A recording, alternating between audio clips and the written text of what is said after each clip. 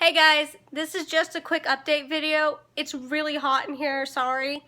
I live in Florida and my air conditioning just decided to go out, so, And this is kind of an update of what I'm going to be doing over the next few videos. I'm going to continue my World War II series. I'm doing the profile on Alexander Hamilton, and I think the next profile I may do is going to be a game designer. Somebody from my childhood. I'm not entirely sure which game designer I want to do, but I kind of feel like Junichia Masuda would be a really cool one to explore because Pokemon Go just came out, and Masuda originally created Pokemon so children in the cities could experience what wildlife was like and have that excitement that he had. So I kind of really want to look into who he is and what history he has, because it's a major franchise. It's changed how we view the world in our own way, and it's become a pop culture icon. There's no way anybody can say that they don't know Pokemon if they're born after 1982. I mean, everybody knows about it, even my parents. Now, I want to talk about just my views of the world, dealing recently with the shootings in the United States that have been going on. I'm very lucky to be raised by two parents who taught me and my brother very early on, you don't judge a person by the color of their skin, their sex, or their sexual orientation. And this mainly stems from the fact that they're both a doctor and a nurse. My father's been practicing medicine for 25 odd years, and my mother's been a nurse since she was a little bit younger than me.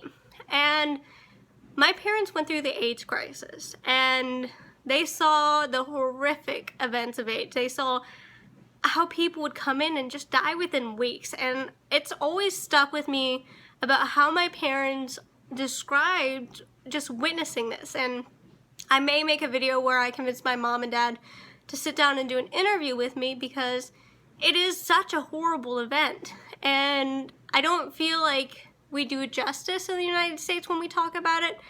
But going back, all lives matter, and I'm not making this because I feel like it's not being said enough. It is being said, but all lives matter for the simple reason. We are all humans.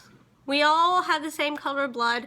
We all have the same structure of bones. Yes, there's slight differences in the cranial exportation and measurements of a skull, but at the same time, that does not define who you are. And I feel that we don't look back on this enough because there's a lot of things that were horrible in history. I mean, slavery, yes. Slavery, the persecution of Jews, the pogroms against Jews. Just a very helpful hint for anybody taking European history. This is a horrible joke that a teacher once told me. But anytime in European history they ask you who's going to be blamed for something, it's always the Jews. And it's true. Native Americans, I'm dating somebody who is Native American, and he was told by his grandparents that they shouldn't recognize it because they were afraid of what the government would do during that time period. And that scares me because many of our Native American tribes were wiped out. I bet you don't know how many tribes originally were in the United States. There's a lot, but most of them were wiped out. And there's a lot of things that are horrible that I can go on and on about, but all lives matter, and that's my bottom line here.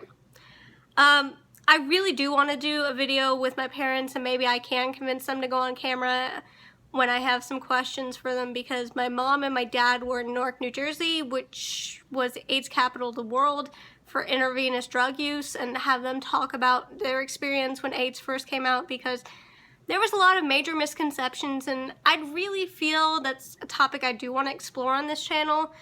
I do want to continue the War II.